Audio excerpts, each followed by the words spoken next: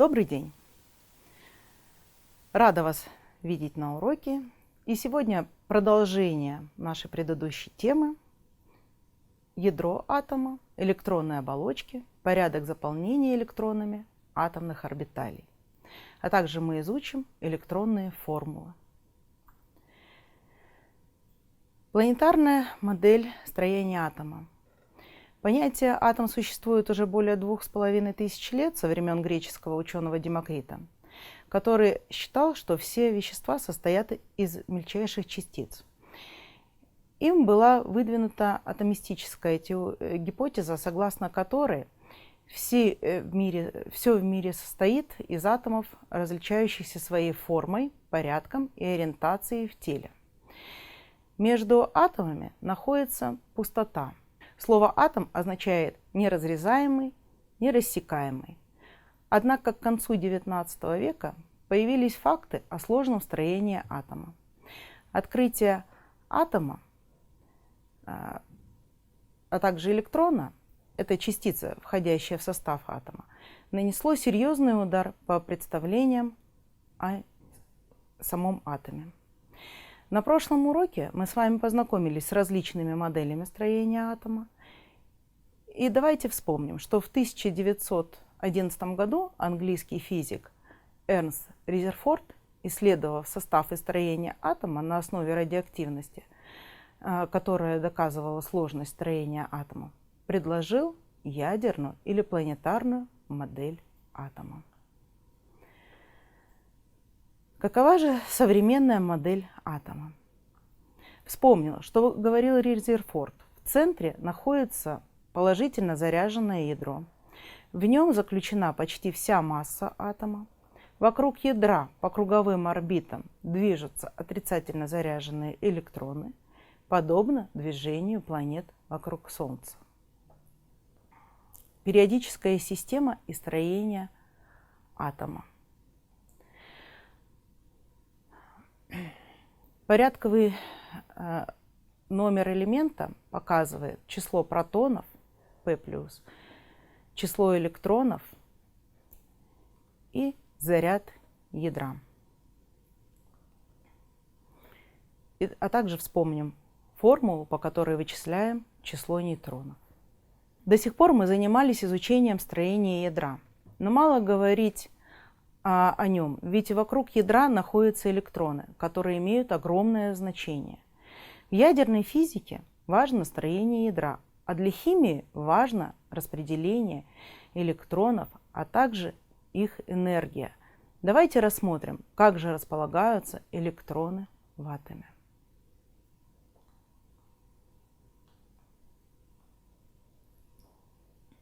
Перед вами электронная оболочка, которая состоит из электронного слоя. На нем максимально могут располагаться 2 электрона. Это первый электронный слой. Второй электронный слой максимально 8 электронов.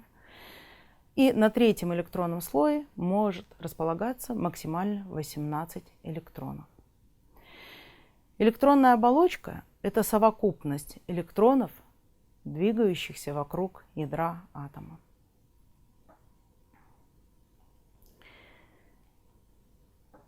Рассмотрим строение электронных оболочек атомов.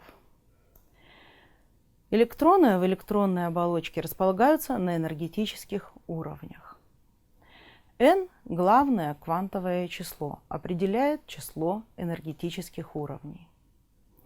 Номер периода совпадает с числом энергетических уровней элемента.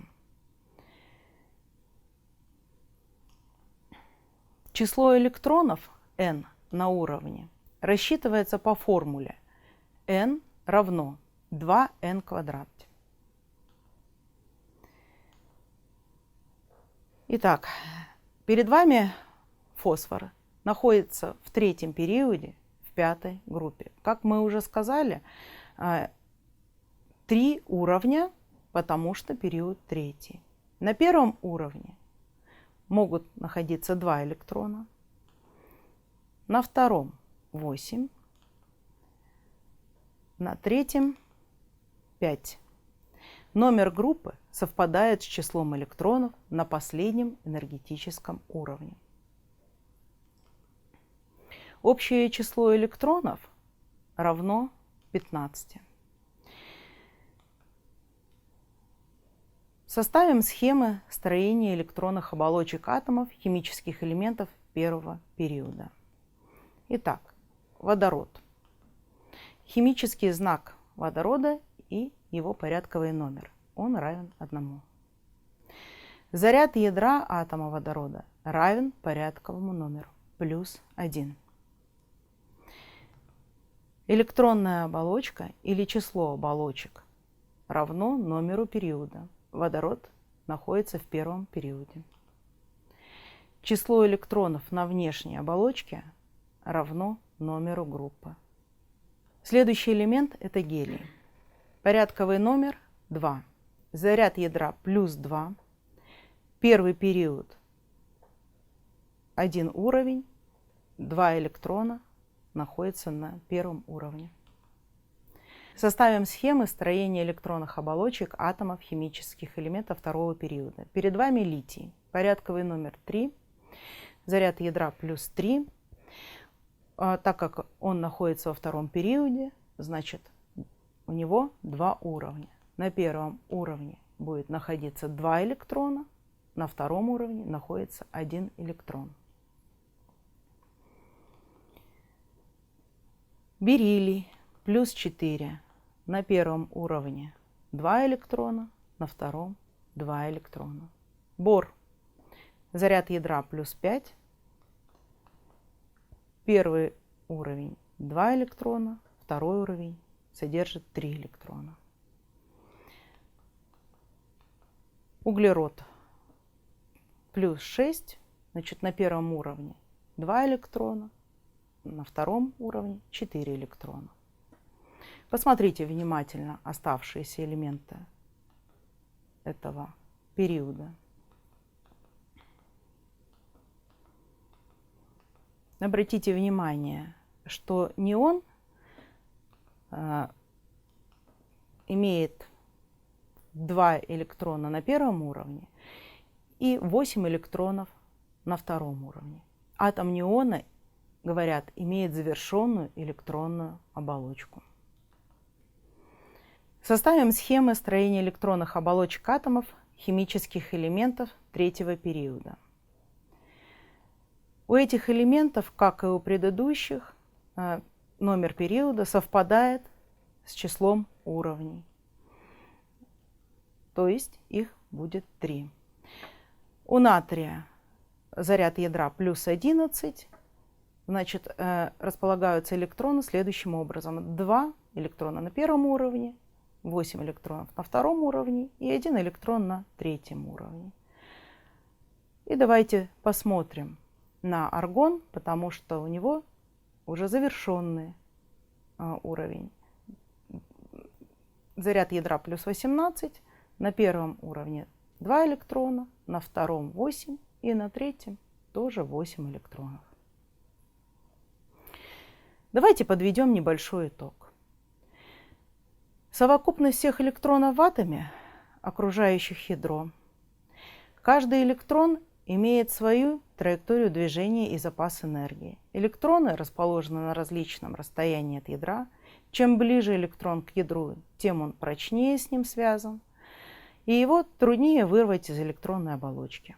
По мере удаления от ядра запас энергии электрона увеличивается, а связь с ядром становится слабее.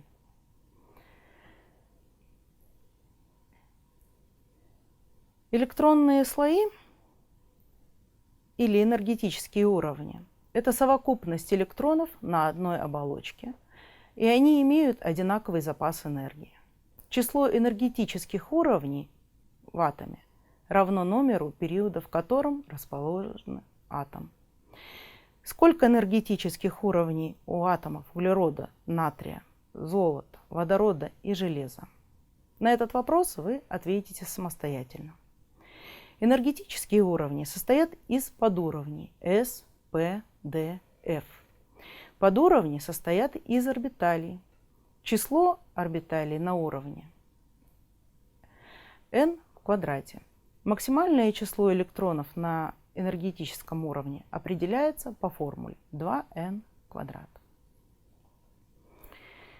В зависимости от того, какой подуровень в атоме заполняется, в последнюю очередь все химические элементы делятся на 4 электронных семейства S, P, D и F элементы. Элементы у атома, в которых в последнюю очередь заполняется S подуровень внешнего уровня, называют S-элементами. У S-элементов валентными являются S-электроны внешнего энергетического уровня. У P-элементов последним заполняется P подуровень внешнего уровня. У них валентные электроны расположены на P и S подуровнях внешнего уровня. У D-элементов в последнюю очередь заполняется D подуровень предвнешнего уровня. И валентными являются S-электроны внешнего и D-электроны предвнешнего энергетического уровня. У F-элементов последним заполняется F подуровень третьего снаружи энергетического уровня.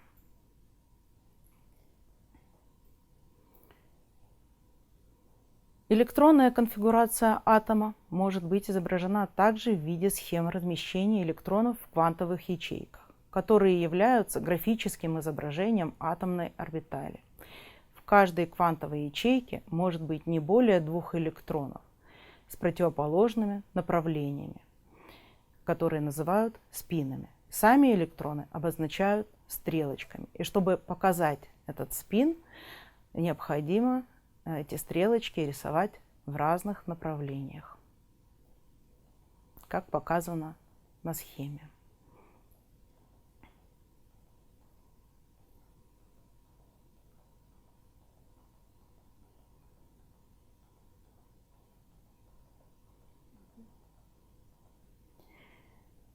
Энергетические уровни, содержащие максимальное число электронов, называют завершенными. Они обладают повышенной устойчивостью и стабильностью.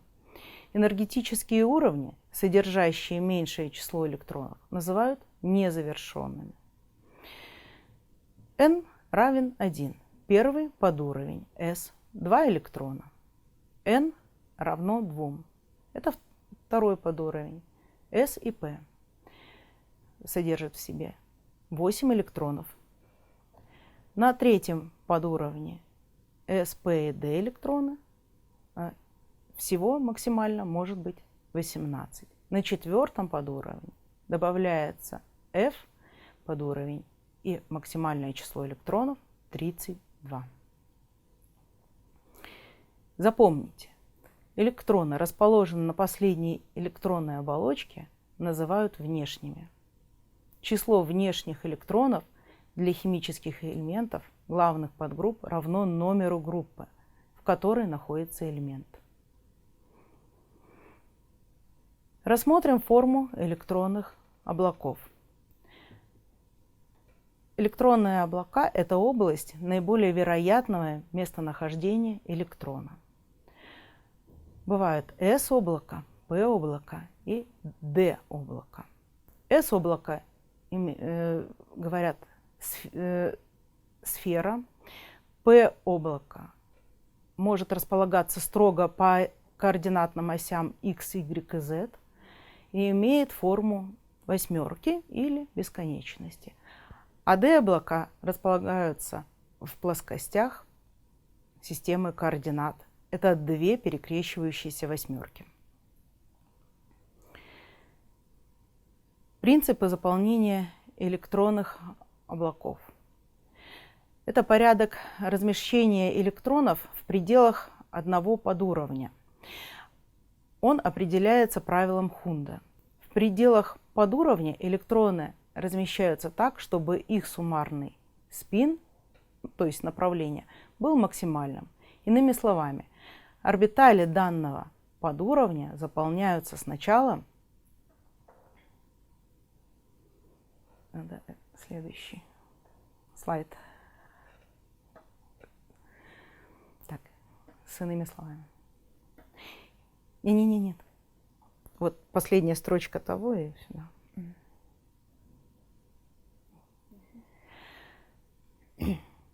Электроны в атоме различны по форме и энергии, направленности облака по спину. В атоме не может быть электронов в одинаковом состоянии. Все, что я сейчас озвучивал, называется запрет Паули, правила Хунда и правила Кличковского. Рассмотрим алгоритм составления электронных формул. Еще раз обратим внимание на самый простой атом. Это атом водорода. Заряд ядра плюс 1, 1 уровень, 1 электрон. n равно 1.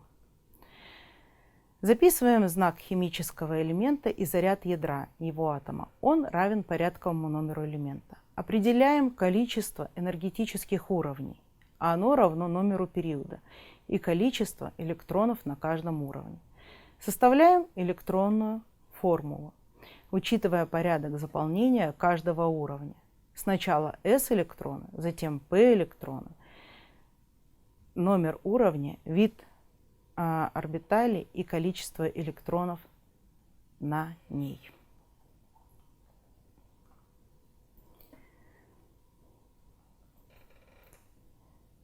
Рассмотрим гелий. Заряд ядра плюс 2, число электронов 2, одна квантовая ячейка, 2 электрона. Формула читается 1s2.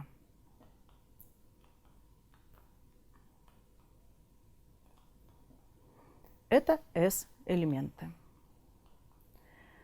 Второй период – это литий. Плюс 3 заряд, 2 электрона на первом уровне, на втором уровне 1 электрон. Перед вами электронная формула 1s2, 2s1. Бериллий, литий являются S-элементами.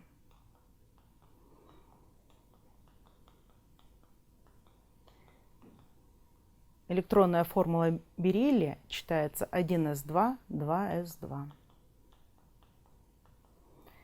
Бор плюс 5. Электронная формула будет выглядеть следующим образом. 1s2, 2s2, 2p1. То есть обратите внимание, что здесь появились электроны на p подуровне. Хочется уточнить, что квантовая ячейка рисуется в тетрадке ровно в вашу клеточку. Если вы начали рисовать электроны первые вверх, то направление во всех этих электронах надо рисовать вверх.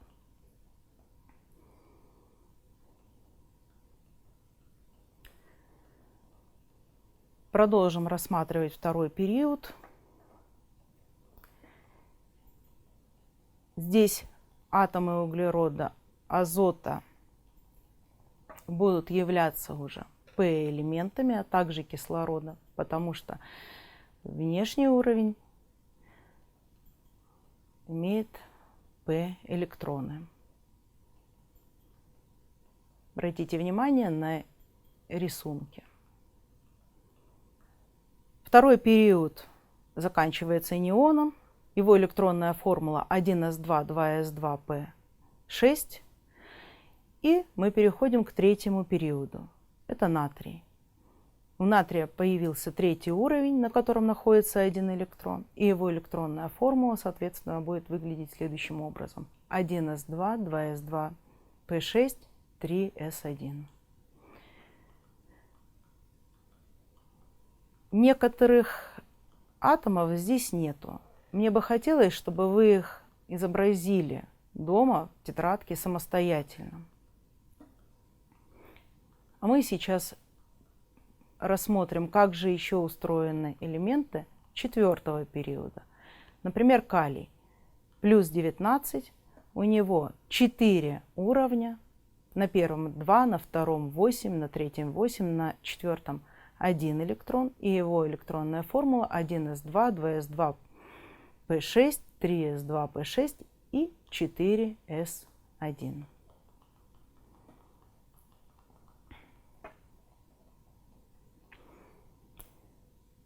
Давайте сделаем выводы.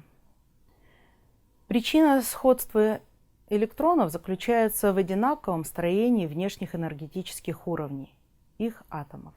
Одинаковое строение внешних энергетических уровней периодически, то есть через определенные промежутки, это периоды, повторяется. Поэтому периодически повторяются и свойства химических элементов. Итак, подведем итог нашего урока. Мы на уроке выучили очень много нового материала, выяснили, какое строение имеет ядро, а также познакомились с расположением электронов в ядре. И я бы хотела закончить наш урок словами: «Мир един, а в нем одни и те же законы, явления, под каким углом бы мы их не рассматривали на уроках физики и химии». То есть наши предметы, по сути, изучают одно и то же. Надеюсь, вам было интересно. До свидания. До новых встреч.